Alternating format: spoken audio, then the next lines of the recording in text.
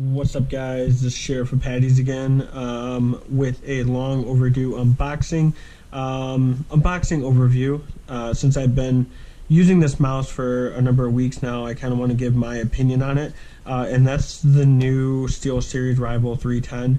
This did technically come out in September, I'm sorry. It came out in the summertime, I believe June, but this is SteelSeries' newest family. They've retired the Rival 300 and Sensei 300. Now they've gone with the 310 of the Rival and the Sensei.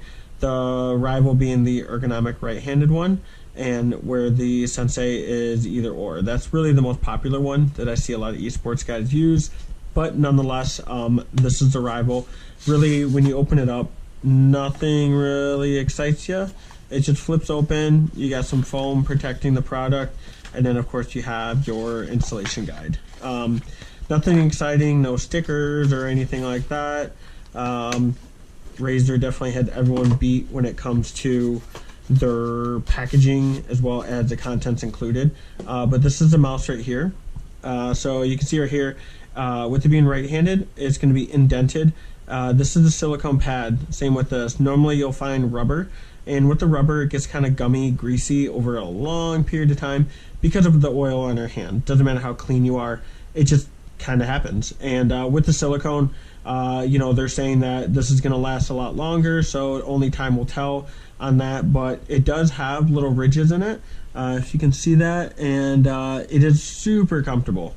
It's a very lightweight mouse. It's only 88 grams, comparable to the Logitech G Pro, which is very popular. That is 83 grams. So if you're looking to shed as much weight as possible, this one might not be the #1 answer for you.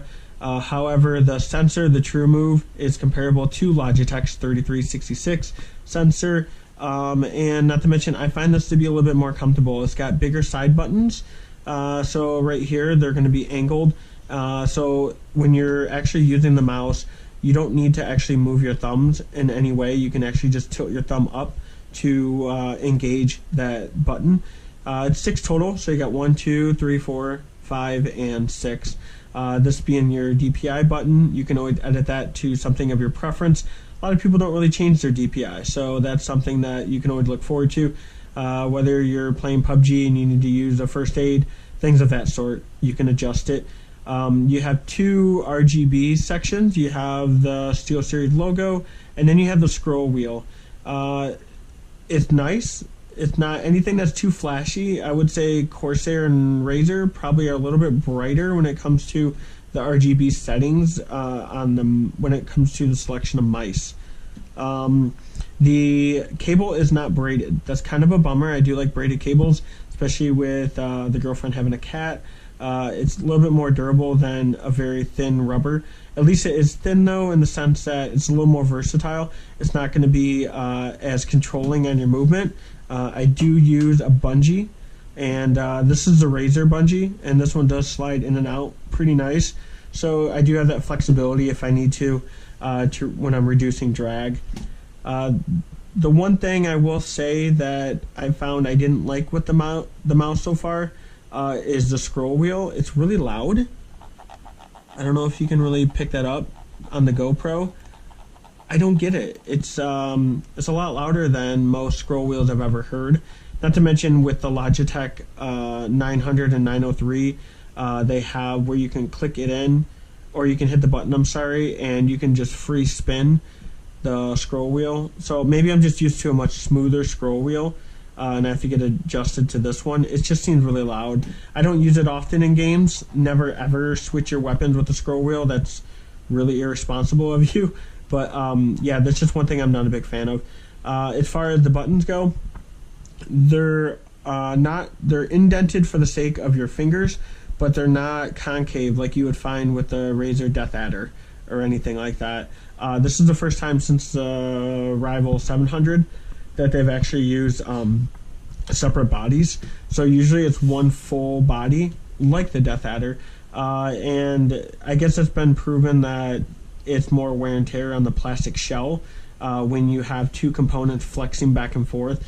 I've never really broken a mouse, so I can't say for certain, but that's one thing SteelSeries is advertising, is how much better it is now with the split trigger, as they call it. They kind of make it sound like it's a new technology, but honestly, Logitech's been doing it forever, and other companies as well. So anyway, all in all though, I really dig the mouse. It does have 3 feet, which is more than enough because the mouse is so light.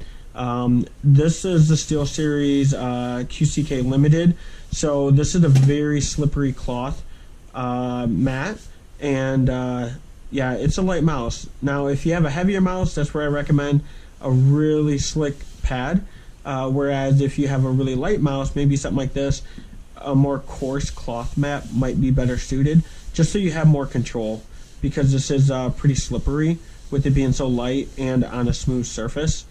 But yeah, other than that, guys, that's it. Make sure you leave some questions or comments that you might have on this. This is my first SteelSeries mouse I've ever used, and I really do enjoy it. It looks super cheap, I'll be honest with you. It's what, $60, which is right in the same price range as the G Pro, so it's really going to be compared to a lot with that. It does have like a non-grease matte finish, which is really nice. So but I think over time nothing can really withstand the abuse of like human skin oil. You might get some grease patterns over a number of years if the mouse survives that. But all in all, this is really my it's been my daily mouse for about a month now, and there's not a lot of wear on the feet at all. But again, leave any comments or concerns that you might have on the mouse, and I will be sure to get back with you guys. Other than that, you guys have a good one. All right, thank you.